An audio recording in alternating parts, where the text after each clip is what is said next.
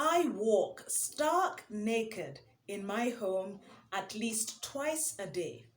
Before dawn, I slide out of bed, put my hands on my hip, and strut around the house. Or I do feel a bulge, I know that I'll work on it. Doing exercise that day, I'll focus on changing that bulge into muscle. Otherwise, I'm confident and comfortable in my naked self because even if anyone else woke up in the house, I only live with one man. He's my husband, and 4 other women who are my 4 queen warrior daughters. What's not to love? We haven't had a housekeeper who lives with us in a long time. We may get one soon, though. It's comforting, though, to know that in my own home, I'm free to walk naked, maybe make myself some coffee, but what I'm doing is ushering myself into the presence of the day and asking God, you dress me. Dress me in a garment of success, dress me in a garment of humility. I know I need lots of work there, but dress me in a way that pleases you. And I put on clothes that I'm comfortable in.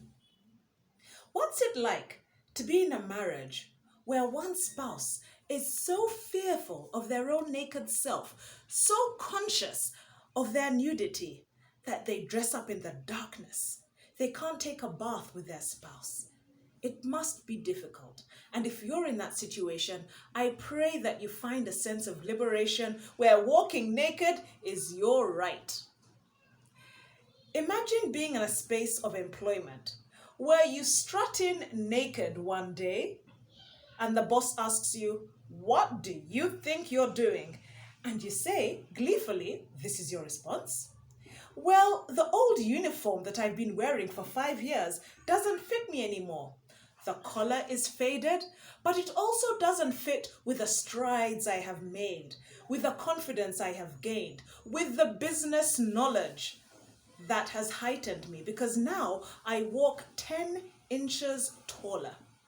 I therefore kindly request for a new uniform. I definitely need a replacement if I'm going to be effective in my work." The boss will look back at you, say, "What now? You are going to wear the uniform I gave you because that's the standard of this place and that standard is never changing and we are going to remain the same. We are based on tradition and tradition is good. Put on the uniform." And he or she throws it back at you. You try to explain, it doesn't fit.